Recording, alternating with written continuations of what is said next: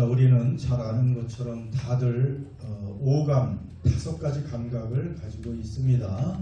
5가지 오감이 뭔지 아시죠? 제일 처음에 중요한 시각, 그리고 시각이 얼마나 지금 살아 있습니까? 그 다음에 청각, 얼마나 잘 듣고 계십니까? 소리가 잘 들립니까? 그 다음에 후각, 또 냄새를 맡아야 또 음식 맛도 알고 후각도 중요합니다. 또 내려와서 뭐가 있어요? 미각이 있죠. 미각이 있어야 뭐가 맛있는지 맛이 없는지 쓴지 단지 그게 아는데, 또 자꾸 이게 나이가 들어가면 미각도 떨어져서 맛있는 음식을 분별하기도 어렵습니다. 자, 오감 중에 마지막은 뭐가 있죠? 촉각이 있죠. 손으로, 피부로 느껴지는 그런 촉각. 자, 오감이 있어서 그 오감을 가지고 우리는 이 보이는 세계와 교통하며 그렇게 살게 됩니다. 그런데 오감만 있는 것이 아니죠. 또 우리는 뭐가 있죠? 오감 다음에 뭐겠어요? 육감이 있습니다. 육감. 어떤 사람은 또 육감이 발달한 사람이 있어요.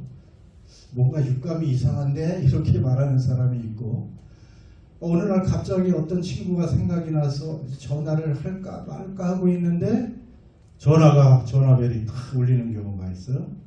그런 경우 많이 하시죠. 그 뭔가 육감이 있는 거예요. 오감만 있지 않습니다.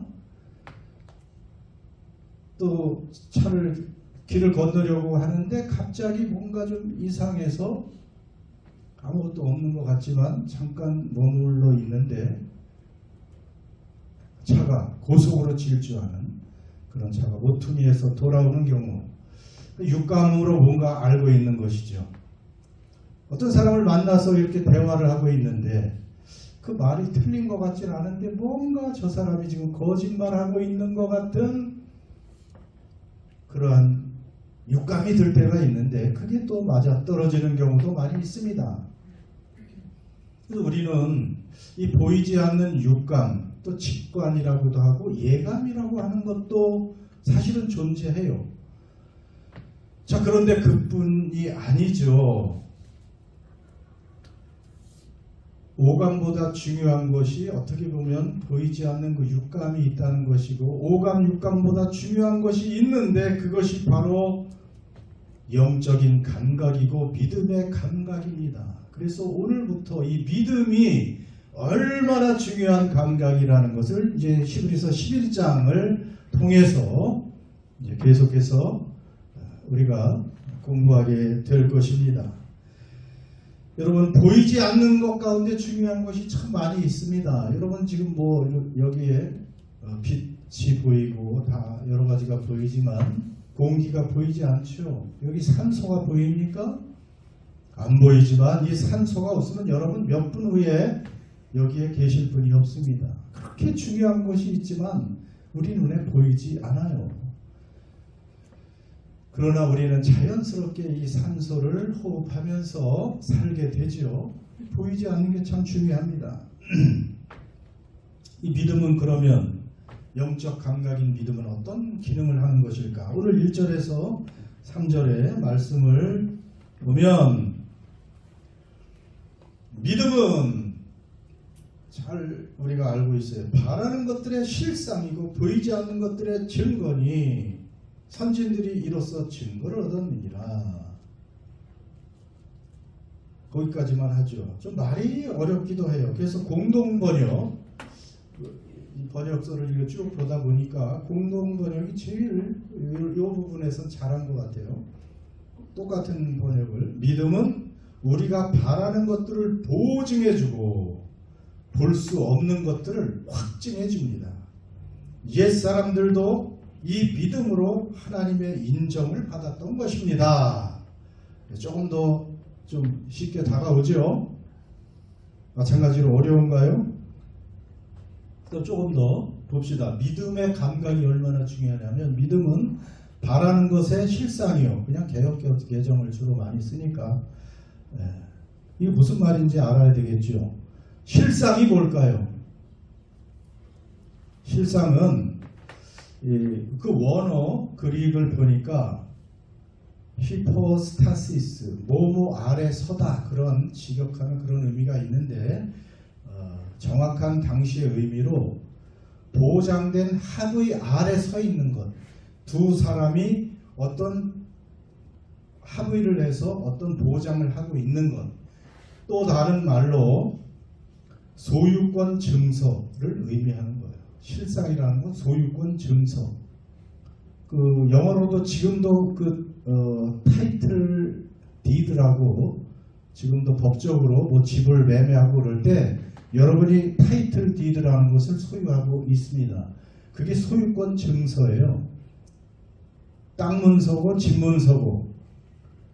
그러니까 믿음은 바라는 것이 있다면 그것의 소유권 증서라는 거예요. 법적인 소유권 증서라는 것입니다. 믿음이라는 것이 그냥 허무하고 쓸데없는 공허한 그러한 것이 아닙니다. 여기 한국에 뭐 집이나 땅을 가지고 계신 분들이 몇 분 계십니다. 뭐 거기 살지도 않고 그리고 보이지도 않는데 그것이 어떻게 내 것이 돼요? 지금 보니까 집에 여기에 문서를 가지고 계시더라고요. 땅 문서를 가지고 계시니까 법적으로 뭐 아무런 문제가 없어요. 그것은 내 거라는 것을 여러분이 확인하는 것이죠. 김재석 집사님 예전에 한국에서 오실 때 그 땅 문서를, 집 문서를 가져온 가방을 잊어버려가지고 아주 깜짝 놀랐습니다. 예, 그 집 문서가 들어있는 가방을 공항에 놓고 오는 바람에 집이 날아갈 뻔한 거죠. 물론 꼭 그런 건 아니지만, 자, 아무튼 중요한 것은 여러분 믿음이라는 것은 이 실상이라는 거예요. 법적인 소유권 증서라는 것입니다. 여러분 믿음이 다 있지요. 그리고 하나님 앞에서 하나님께서 예수님을 통해서 우리에게 주신 그 모든 복과 모든 권리, 그 모든 은혜, 모든 예비하신 것, 그것을 내 것으로 주장할 수 있는 정당한 법적 권리가 그것이 바로 믿음이라는 것입니다. 이 믿음은 정말 그래서 대단한 것입니다. 허무한 것이 아니에요. 여러분 하나님께서 우리에게 예수님을 통해서 마련해 주신 좋은 것들이 너무나 많이 있어요. 영원한 생명, 영원한 내 집, 영원한 나라, 또 영원한 내가 살 땅, 그 필요한 모든 것들, 여러분 그것들을 내 것으로 만들 수 있는 그것이 뭐라고요? 믿음이라는 것입니다. 그것을 내 것으로 주장하고 누릴 수 있는 유일한 방법은 믿음이라는 것입니다. 여러분 보이지 않는다고 무시하면 큰 코 다친다고 했죠. 보이지 않는 것이 참으로 중요해요. 3절 오늘 그대로 거기에 보면 믿음으로 모든 세계가 하나님의 말씀으로 지어진 줄을 우리가 아나니 보이는 것은 나타난 것으로 말미암아 된 것이 아니니라.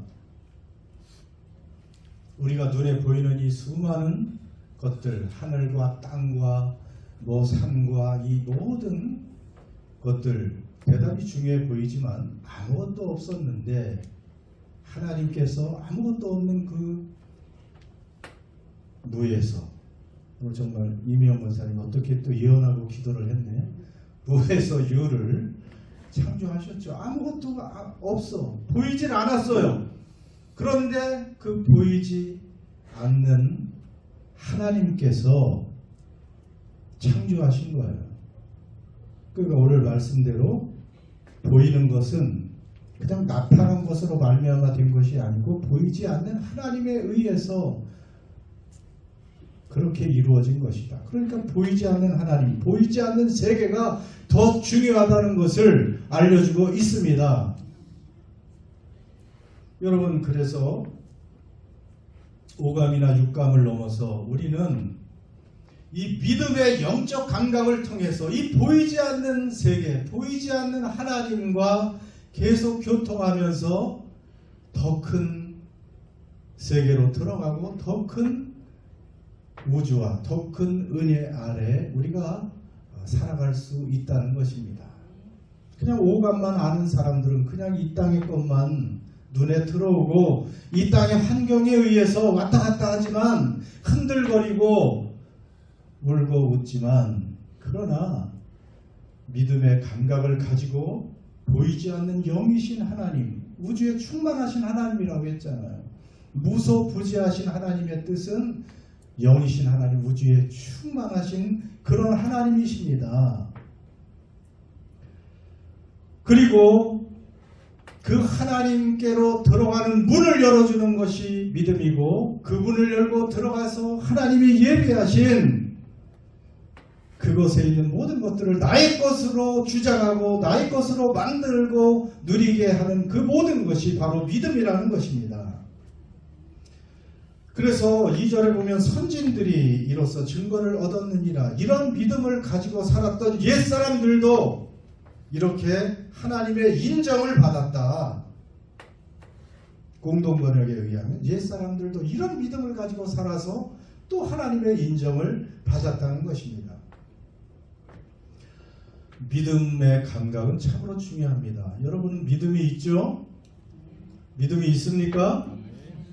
믿음은 오감, 육감보다 훨씬 중요한 이 영적인 감각, 믿음, 하나님이 계신 것, 예수를 통해서 하신 모든 것, 그 안에서 주신 모든 복을 나의 것으로 누릴 수 있는 권리 증서라고 생각을 하라고 했죠. 자, 이제 믿음의 사람들 이야기가 시작되는데 오늘은 두 사람만 봅니다.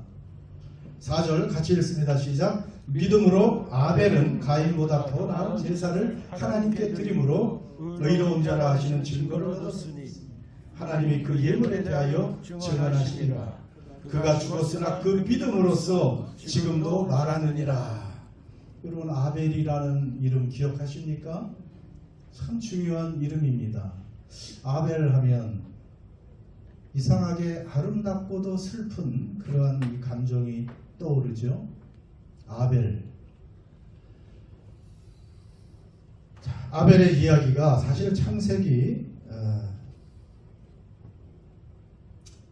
4장에 1절에서 15절까지 나오는데 딱 제가 4절만 봉독을 합니다. 세월이 지난 후에 가인은 땅의 소산으로 제물을 삼아 여호와께 드렸고 아벨은 자기도 양의 첫 새끼와 그 기름으로 드렸더니 여호와께서 아벨과 그의 제물은 받으셨으나 가인과 그의 제물은 받지 아니하신지라. 가인이 몹시 분하여 안색이 변하니 8절로 넘어가면 가인이 그의 아우 아벨에게 말하고 그들이 들에 있을 때 가인이 그의 아우 아벨을 쳐 죽이니라. 이 어떻게 보면 이 아벨의 기사는 이렇게 처음에 아름답게 시작됐다가 마지막에 살인으로 끝나는, 그것도 가족의 형제간의 살인인데 최초의 살인 사건이에요. 인류 최초의 살인 사건. 물론 성경에도 처음에 나왔고. 왜 형인 가인이 아벨을 죽였죠? 질투 때문이죠. 똑같이 하나님께 예물을 드리고 이제 제사를 드렸는데 하나님이 아벨과 아벨의 제물은 연락하시고 가인의 것은 연락하지 않으셨단 말이에요. 그래서 이 질투와 욕심이 많은 가인이 아벨을 쳐 죽였다는 것이죠. 그래서 이 아벨 하면 이렇게 하나님이 그의 제물을 받으시고 아벨도 받으시고 그런 아름다운 그 제사의 이야기로 끝나면 좋은데 아벨은 형에게 돌에 맞아 죽는, 또 비극처럼 끝이 나서 또 슬프지만 결국 하나님이 그를 받아주셨기 때문에 아벨은 죽지 않은 거나 마찬가지죠. 아벨의 뜻, 아벨 이름의 뜻이 숨, 허무 이런 뜻이 있어요. 덧없음. 전도서에 헛되고 헛되며 헛되고 헛되니 모든 것이 헛되도다 하나님 없는 세상의 헛됨을 말할 때 헤벨 그 말이 나오는 건데 거기서 아벨 같은 말이에요. 헛되다, 덧없다, 숨결 같다. 인생이 그런 것이죠. 그 아벨. 근데 가인은 얻다, 획득하다 그런 뜻이에요. 뭔가 뺏는 느낌이 있죠. 많이 얻어요. 획득해요. 욕심껏 자기의 뜻을 이루려고 하지만 하나님이 그런 가인은 받지 않으시고 아벨의 그 제사를 받으셨죠. 오늘 이 히브리서에 다시 돌아가면 4절에 보면 믿음으로 아벨은 가인보다 더 나은 제사를 하나님께 드리고 의로운 자라 하는 증거를 얻었다라고 이제 아벨의 사건을 이렇게 해석을 해 주십니다. 믿음이라는 말, 재물이라는 말, 의로워져서 하나님이 받으셨다라는 이런 중요한 이런 말씀이 거기에 나오죠. 저는 이 말씀을 보면서 이 아벨의 기사에서 보면 피가 흘러요. 아벨의 이 이야기에는 피가 흐릅니다. 하나님께 예물을 드릴 때도 아벨은 뭘 잡아 드렸어요? 양을, 양의 첫 새끼를. 양을 잡으니까 그 피가 흘리잖아. 피의 제사를 하나님께 드린 거예요. 아벨은. 피 흘림이 없이는 죄사함이 없느니라. 피가 생명이니라 성경에서 말했죠. 그러니까 하나님을 알고 하나님의 뜻에 합당한 온전한 예배와 제물을 하나님께 아벨은 올린 것입니다.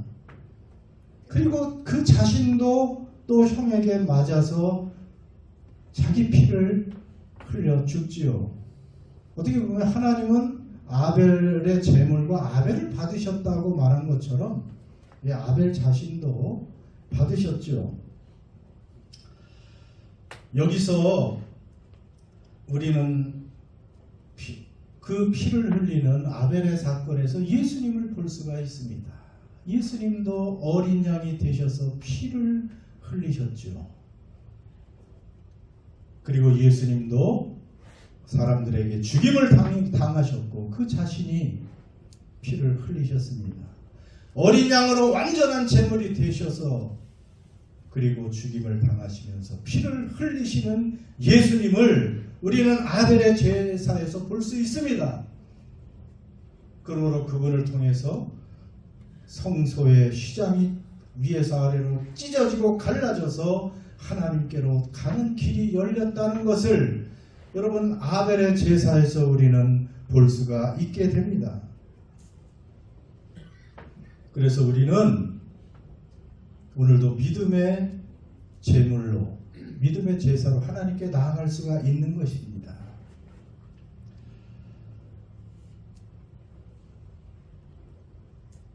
그런데 에녹의 믿음을 또 봅시다.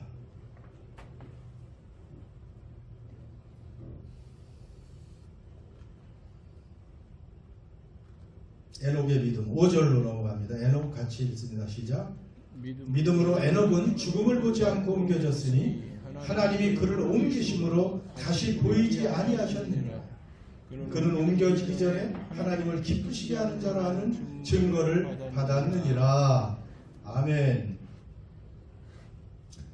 자, 에녹 이야기는 창세기에 딱 3절로 이렇게 나오는데요. 창세기 5장은 누가 누구를 낳고 몇 세에 살다가 죽었다 하는 그런 얘기가 나오죠. 21절에 보면 에녹은 65세에 무드셀라를 낳았고 무드셀라를 낳은 후 300년을 하나님과 동행하며 자녀를 낳았으며 그는 365세를 살았더라. 에녹이 하나님과 동행하더니 하나님이 그를 데려가심으로 세상에 있지 아니하였더라. 이 창세기 5장은 이렇게 누가 누구를 낳고 몇 년을 더 살았다 했는데 대부분 800에서 900세 이상을 삽니다. 오래 살았던 시절이었습니다.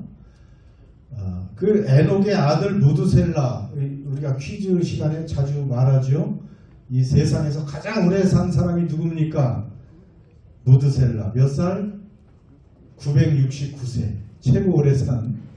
근데 거기에 비하면 이 에녹은 뭐 노아도 뭐 800세 막 이렇게 살고 오래들 살았어요.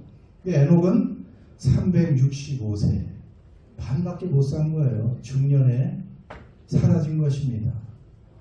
슬픈 일 같지만 그러나 하나님이 그를 데려가셨어요. 죽음을 보지 않았습니다. 에녹의 이름의 뜻은 헌신된 자, 봉헌된 자, 뭐 그런 이름이 뜻이 있습니다. 에녹에서 오니까 죽음도 없고 피해 제사가 없습니다. 그런 이야기가 없이 이제 하나님과 동행을 합니다. 그러니까 아벨에게서 우리는 십자가에 못 박힌 예수를 바라보고 그 피로 열어놓으신 새롭고 산 길로 의인이 돼서 들어갈 수 있습니다. 그러나 이제 에녹 이야기를 보면서 영광을 받으신 예수님, 이제 피의 제사를 뚫고 부활하셔서 우리가 지성소 안의 삶을 살도록 하시는 그 이야기를 우리에게 해주시는 것입니다. 에녹의 그 이야기의 핵심은 동행이죠.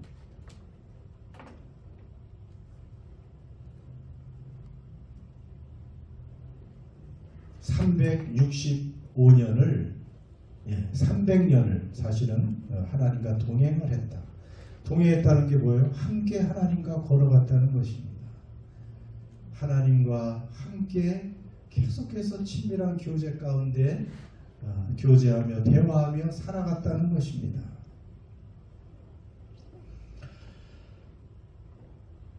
그래서 어느 상황에서도 하나님과 함께하고 동행했다는 것이 이 에녹의 믿음의 복입니다. 에녹의 그 믿음을 통해서 우리도 그렇게 하나님과 우리의 남은 인생을 동행하고 걸어감으로 인해서 하나님을 기쁘시게 하는 그러한 존재가 우리도 될 수 있다는 것을 알려주는 것입니다. 여러분, 하나님과 그렇게 걸어가는 함께 살아갔던 에녹은 하나님을 기쁘시게 했다고 그 5절에 나와 있잖아요. 그는 옮겨지기 전에 하나님을 기쁘시게 하는 자라 하는 증거를 받았느니라. 에녹은 하나님을 믿음으로 그분과 동행해서 하나님을 기쁘시게 했습니다. 그러니까 하나님이 너무 기뻐서 그를 옮겨 가신 것이, 옮겨 놓으신 거예요. 여러분도 아마 하나님을 너무 기쁘시게 하면 하나님이 빨리 옮겨 가실지도 모르겠어요. 좋으신 건지 나쁘신 건지 그건 모르겠지만 좋은 걸까요? 그런데도 여기 사는 게 더 좋다고 하는 사람도 있어요. 자, 여러분 생각해 봤어요. 우리가 누구의 작품입니까? 우리는 왜 이 땅에 태어났어요? 우연히 여기 던져졌습니까? 여러분의 부모의 실수로 이곳에 태어났습니까? 그것이 아니잖아요. 우리 한 사람 한 사람은 하나님의 기가 막힌 계획과 섭리에 의해서 태어나게 된 것이고 이 땅에서 예수님을 믿고 하나님의 자녀로 살아가게 되는 이 놀라운 섭리 안에 있는 사람들입니다. 그런데 왜 하나님께서 우리를, 그러면 우연도 아니고 부모에 의해서도 아니고 왜 하나님이 우리를 만드셨을까요? 여러분이 무엇인가 여러분이 만든다면, 여러분이 무엇인가 구매한다면, 산다면 무엇을 위해서 만들고 사요? 나의 유익과 기쁨을 위해서 사고 만들고 그러죠. 나를 해롭게 하고 나를 힘들게 하려고 무엇을 만들고 사고 하겠습니까? 하나님이 우리를, 없던 우리를, 정말 무해에서 아무것도 없던 우리를 이렇게 하나님의 형상으로 이 땅에 만들고 태어나게 하신 것은 하나님을 기쁘시게 하기 위해서 만들어진 거예요. 창조된 거예요. 그렇게 존재하게 된 거예요. 그럼 뭐 우리는 뭐 희생하면서 하나님만 기쁘시게 하고 그렇게 꼭두각시나 로봇처럼 살아야 되나? 그것이 아니죠. 그렇게 하나님을 기쁘시게 한 그 창조의 목적대로 우리가 살아가게 된다면 우리 자신도 가장 행복하고 가장 기쁜 상태로 돌아갈 수밖에 없는 거예요. 그게 인생의 비결입니다. 그냥 나 즐겁자고 나 기쁘자고 하나님과 무관하게 살아가면 그 삶의 끝은 비극입니다. 그런데 이 창조의 목적을 알고 나의 주인이신 하나님을 기쁘시게 하고 그분과 살아갈 때 하나님은 우리의 기쁨이 돼. 하나님은 우리를 기뻐하시고 우리는 또 우리에게도 한없는 기쁨과 행복이 있게 되는 것이에요. 그러면 어떻게 하면 하나님을 기쁘시게 한다고요? 믿음을 가지고 하나님과 동행할 때 하나님은 기뻐해요. 새벽 기도 때도 그런 말씀이 있었죠. 쉬지 말고 기도하라. 어떻게 continually 우리가 프레이할 수 있느냐? 어떻게 쉬지 말고 기도해요? 에녹처럼 하나님의 임재 앞에서 하나님과 동행하며 하나님과 모든 상황 속에서 하나님과 더불어 살아가는 거예요. 하나님 앞에 사는 그 삶이 지성소의 삶이라고 그랬잖아요. 그 거룩한 지극히 거룩하신 하나님 어디에나 계신 그분을 믿음의 감각으로 날마다 바라보고 내가 지금 하나님 앞에서 하나님 나라에서 하나님의 은혜와 사랑과 복을 누리며 그 보호와 공급하심을 누리며 내가 살아가고 있다는 것을 믿음으로 살아갈 때 나도 기쁘고 하나님도 기뻐하는 거예요.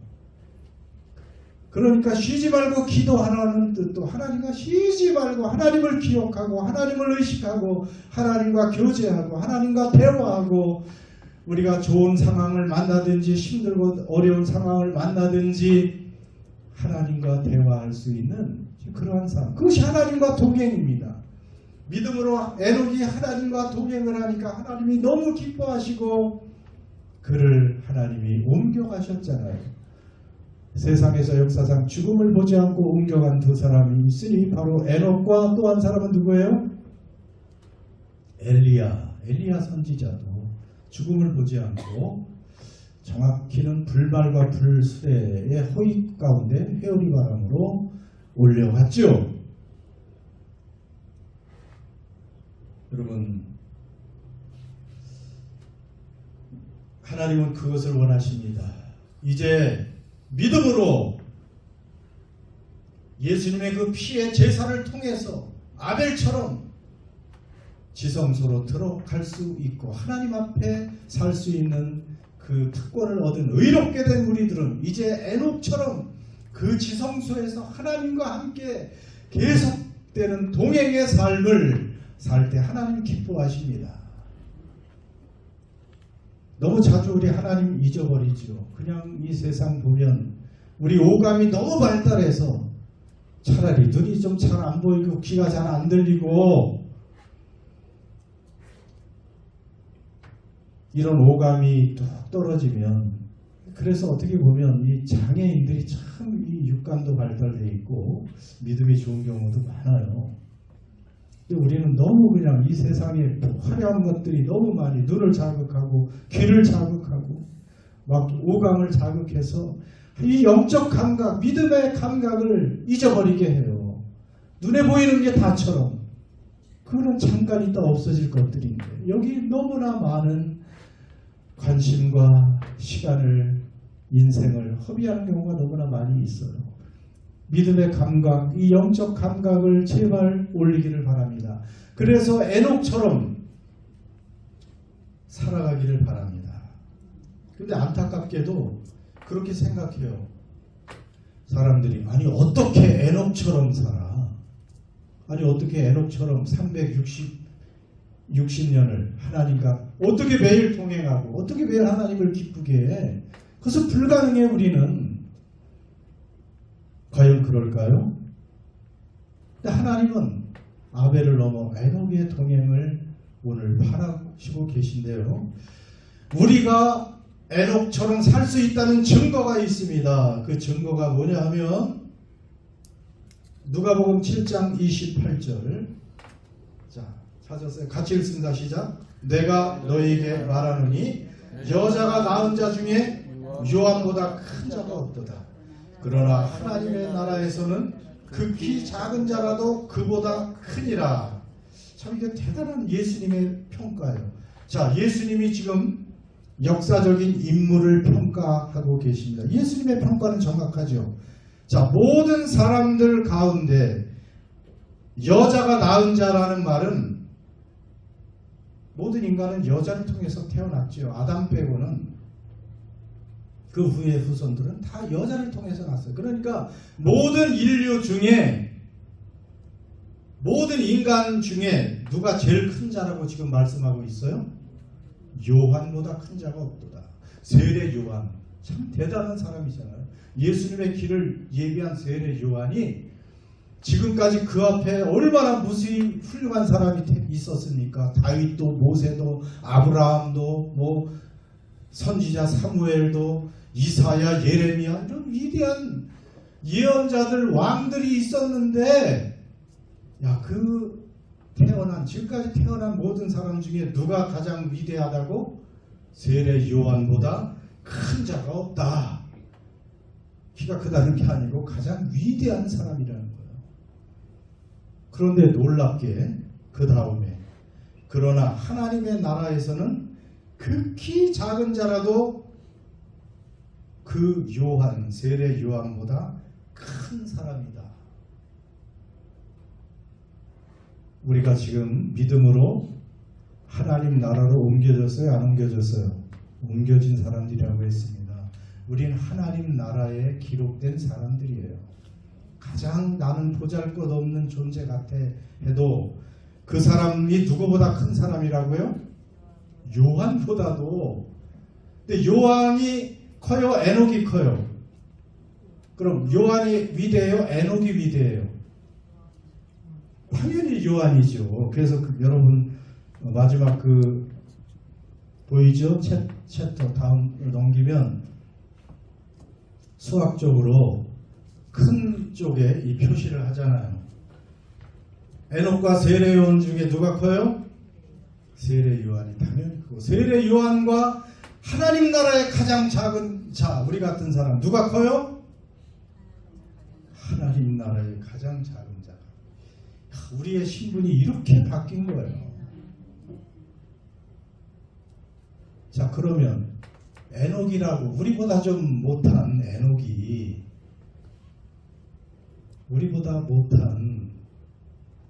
우리보다 작은 에녹이 믿음으로 날마다 하나님을 감지하고 감각하며 그 하나님이 옆에 계신 것처럼 매일 동행하고 매일 대화하고 매일 하나님을 기쁘시게 한 그러한 사람이라면 오늘 그보다 더 큰 평가를 받고 있는 우리가 할 수 있어요? 없어요?